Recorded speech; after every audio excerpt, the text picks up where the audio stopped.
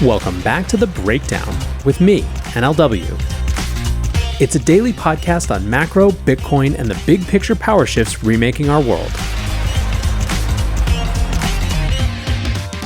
What's going on, guys? It is Tuesday, April 2nd, and today we are catching up on all the big news from crypto over the past week. Before we get into that, however, if you are enjoying The Breakdown, please go subscribe to it, give it a rating, give it a review, or if you want to dive deeper into the conversation, come join us on the Breakers Discord. You can find a link in the show notes or go to bit.ly/breakdownpod. All right, friends, I am finally back from traveling, although as you can probably hear in my voice, not necessarily all the better for it, but we are going to power through and do some catch up today and get back to our normal show starting tomorrow. So we're going to go through some of the biggest news from the past week or so, and we'll take it from there. Let's start off with a decision in the Coinbase lawsuit last week. Last Wednesday, a federal judge denied most of Coinbase's motion to dismiss, ruling that the SEC's case can proceed to trial. The judge found that the SEC had presented a plausible case that Coinbase is operating as an unregistered securities broker, exchange, and clearinghouse. In addition, the argument that staking services are an unregistered securities offering was strong enough to move forward. Coinbase did achieve a minor win by removing the claim that its wallet service acted as an unregistered brokerage. The judge found that although some of the tokens available through the wallet may be securities, the wallet itself does not act as a brokerage. An SEC spokesperson said, "We're pleased that yet another court has confirmed that, while the term crypto may be relatively new, the framework that courts have used to identify securities for nearly 80 years still applies. It's the economic realities of a transaction, not the labels, that determine whether a particular offering constitutes a security." Regarding whether crypto tokens are securities, the judge appeared to accept the SEC's new argument that ecosystem access satisfies the legal standard, writing, "When a customer purchases a token on Coinbase's platform, she is not just purchasing a token, which in and of itself is valueless. Rather, she is buying into the token's digital ecosystem, the growth of which is necessarily tied to the value of the token."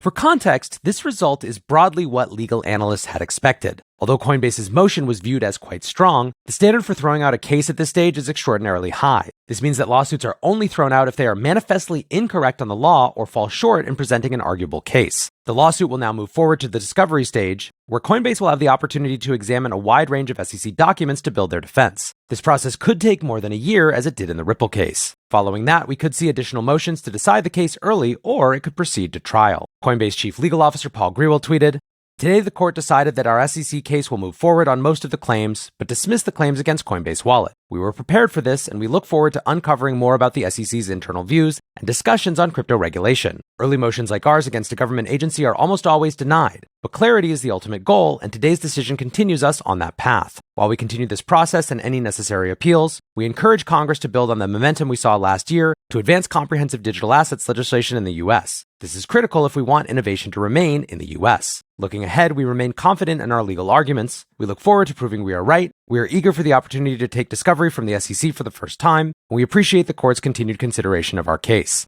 Brian Armstrong from Coinbase wrote, "Great progress on the SEC case and a huge win for self-custodial wallets. This ensures the on-chain ecosystem will continue to innovate and create economic freedom around the world. We'll continue fighting for your right to use crypto and to get clarity around the rules until the job is done." Mike Selig, a partner at Wilkie Farr, wrote, "Significant setback for SEC with Judge Falia granting Coinbase's motion to dismiss SEC's claim that Coinbase acted as a broker by offering non-custodial digital wallet software. SEC aimed to discourage builders from developing peer-to-peer software. Didn't work." Finally, Jordan Teague writes, "Congrats to the SEC for earning itself 9 to 12 grueling months of discovery with one of the largest, most fired-up companies in crypto as its sparring partner." Staying on similar themes but moving to our next topic, on Tuesday, the Justice Department filed criminal charges against KuCoin for violations of the Bank Secrecy Act. 2 KuCoin founders have also been charged. The DOJ alleges that KuCoin did not maintain effective anti-money laundering procedures and allowed U.S. citizens to access the platform. They claim that KuCoin, quote, actively prevented U.S. citizens from identifying themselves on the platform. The complaint alleges that $4 billion in suspicious and criminal funds were transmitted on the exchange, and this figure appears to include the total of unidentified flows, so it's probably not correct to assume this is all illicit. KuCoin suffered $1.2 billion worth of outflows in the 24 hours following the lawsuit being filed, but outflows have since subsided. The case is essentially the same set of allegations leveled against Binance late last year. Now, KuCoin's conduct was slightly more egregious, with the exchange failing to implement any form of KYC until July last year, when a federal investigation was launched. Even then, KYC was only for new customers, and no efforts seem to have been made to purge existing U.S. clients. For anyone who has been in the industry for a while, these charges came as no surprise. The more surprising aspect of the case came from a parallel lawsuit filed by the CFTC. The regulator used the opportunity to stake out its jurisdiction, claiming that Bitcoin, Ethereum, and Litecoin are commodities. This isn't the first time the CFTC has made this claim, but it still represents an escalation in the battle for crypto jurisdiction. Jake Chervinsky, the chief legal officer at Variant Fund, tweeted, "Usually the SEC and CFTC pretend they aren't in a turf war over crypto. Today, the CFTC is openly attacking the SEC's supposed investigation of ETH. This may seem minor, but it's actually pretty savage interagency drama by DC standards." Hello, breakers. Today's episode is sponsored by Ledger. As another cycle ramps up, it's another chance to think about your Bitcoin custody best practices, and of course, to help all the new folks do the same. Ledger is the global platform for securing Bitcoin and other crypto. Ledger combines both hardware wallets and the Ledger Live app to offer the best way to buy, sell, swap, and stake without sacrificing on security or self-custody. Ledger features cutting-edge technology in the form of a certified secure chip and a proprietary operating system, but also brings ease of use. This makes Ledger a safe and secure way to manage your digital assets without all the stress. Check out the link to the Bitcoin Ledger Nano in the show notes. 5% of all sales of the Bitcoin Ledger Nano go to support Bitcoin development. Thanks once again to Ledger for supporting The Breakdown.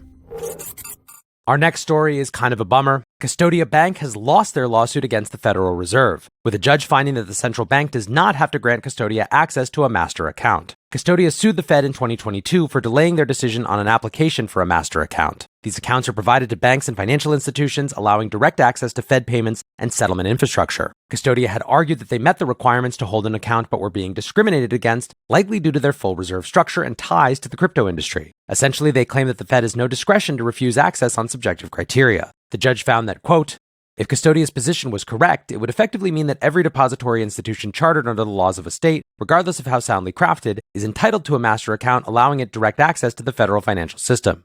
A spokesperson for Custodia said, "Challenging the Fed's strong-arm tactics has always been an uphill battle, but Custodia Bank remains committed to our vision of creating a safe, tech-enabled bank. We are reviewing the court's decision and all of our options, including appeal." At Meta lawman James Murphy wrote, "A sad day for financial freedom and innovation in the U.S. A judge has ruled in favor of the Fed and against Custodia Bank. No way to sugarcoat it, this is a win for the forces behind Operation Choke Point 2.0. Caitlin Long is a fighter, and I expect we might hear that she will appeal this ruling, but it has been a very long and costly fight against Goliath." Moving over to the ETF world for a moment, applications for spot Ethereum ETFs continue to be a major focus as the May deadline closes in. On Wednesday, BlackRock CEO Larry Fink said he thinks the products could still be listed even if Ethereum is deemed to be a security. This concern that the SEC could declare Ethereum to be an unregistered security was reignited in the previous week. It was revealed that the regulator had subpoenaed multiple crypto firms about their dealings with the Ethereum Foundation. Fink didn't go into any level of detail, but the point seemed to be that BlackRock would keep pushing for an Ethereum ETF regardless of the SEC's outlook. On Thursday, Bitwise filed for their own spot Ethereum ETF, joining the race alongside 8 other asset managers. The application itself was relatively unremarkable. It lacked the language around staking, which has been added to several other applications over recent months. What stood out was an extensive correlation study attached to the filing. Bitwise used the SEC's own methodology to demonstrate that unregulated ETH futures markets are strongly correlated with the underlying spot markets. A lack of correlation is viewed as one of the reasons the SEC could use to deny the products. However, we now have multiple studies which make this argument difficult to put forward in good faith. Jake Chervinsky again tweeted, "Fantastic work from Bitwise here, showing an extraordinarily tight correlation between ETH spot and futures using the SEC's methodology. This makes it hard to imagine the SEC prevailing in court if it denies a spot ETH ETF based on correlation. Feeling less bearish today." Finally, on Friday, Consensus submitted a comment letter arguing that potential concerns about the products are unfounded. Their letter claimed that concerns about fraud and manipulation in Ethereum markets are baseless. Earlier this month, the SEC had solicited public comments. They focused on whether the proof-of-stake consensus model and a concentration of control and influence made Ethereum's ecosystem susceptible to fraud and manipulation. Consensus claimed that Ethereum's proof-of-stake has a security profile which is just as resistant to tampering as Bitcoin's proof-of-work model.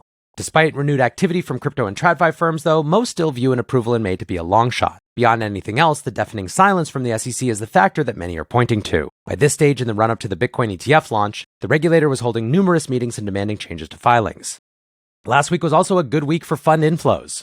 Last week, global crypto funds saw $862 million in net inflows, almost entirely reversing record outflows from the previous week. The story is still, of course, entirely about the US-based Bitcoin ETFs, with other funds only representing a rounding error. BlackRock and Fidelity's funds each registered $600 million worth of inflows for the week. Grayscale's outflows remained high but slowed down towards the end of the week. In total, $965 million worth of GBTC was redeemed, around 2.7% of assets under management. The surprise outperformer was ARK/21 shares, which gathered $300 million in net inflows. This was 10 times the previous week's total. Each of the 4 trading days saw net inflows across the 10 US-based Bitcoin ETFs, a welcome reprieve from the consistent outflows of the previous week. Another small but positive development, Google has added functionality to search crypto wallet addresses across multiple blockchains. Search results for a wallet address will now return the wallet balance and the time of the last transaction. This feature was already available for wallets tied to ENS domains, but has now been extended to cover Bitcoin, Avalanche, and several Ethereum Layer 2 wallets. While many were concerned that this feature undermined financial privacy, others noted that if financial privacy is something you care about, public blockchains may not be the right vehicle. Bankless co-founder Ryan Shad Adams tweeted both sides of this, writing, "Google is going to fall in love with crypto. Why? They already know everything you do online. With crypto, they know everything you own. All open, queryable, just like Web 1. Imagine the ads they will create based on your net worth. Yes, we need on-chain privacy."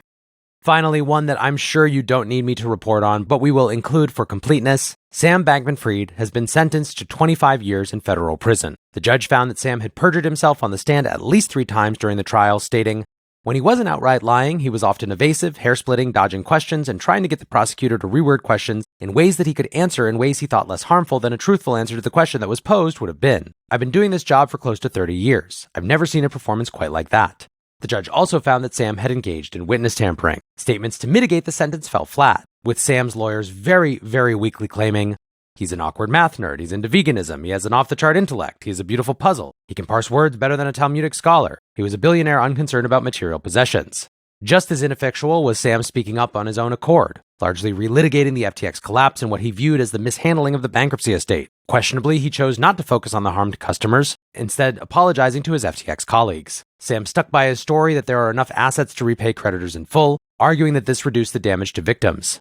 One thing that is very important to note is that this is based on repaying customers on the dollarized value of claims from the date of bankruptcy, when crypto valuations were on the floor. The judge rightly got this and said that this minimization of the damage was misleading at best. Prosecutors, on the other hand, noted that Sam had failed to express sufficient remorse, pointing out, quote, "Today he spoke about mismanagement, a painful few weeks, no acceptance of responsibility. He did not swear off doing it again. He said there is an opportunity to relaunch FTX or an equivalent. That, I submit, tells the court exactly what would happen." And indeed, when handing down the sentence, the judge emphasized the risks that Sam would reoffend, stating, "It doesn't take much imagination to see the outlines of the campaign Bankman-Fried could use to rehabilitate his reputation. The risk that this man will be in the position to do something very bad in the future, it's not a trivial risk at all." Now, there is no parole in the federal system, only a 15% discount for good behavior, so Sam will be locked up well into the 2040s. Sam has also been ordered to pay $11 billion in restitution to victims. That's obviously a massive sum that seems impossible to repay personally. However, it could be used to argue for damages in the bankruptcy case. Overall, the judge depicted this as a harsh but necessary sentence, stating, "At the end of the day, the criminal justice system in this country can enjoy the support of the public only if, on the whole, people think it works fairly. That's what we depend on. If that's not happening, we're back to trial by combat. So punishment must fit the seriousness of the crime. And this was a serious crime." Sam's legal team has flagged that they intend to appeal the convictions, but for now, the case is over, and a good riddance. I can tell you, I, for one, am very excited never have to speak the letters S, B, or F in any combination on this show again. One more big thank you to the sponsor for today's show. Check out the Ledger Orange Bitcoin Nano. 5% of sales will go to Bitcoin development. Until next time, be safe and take care of each other. Peace.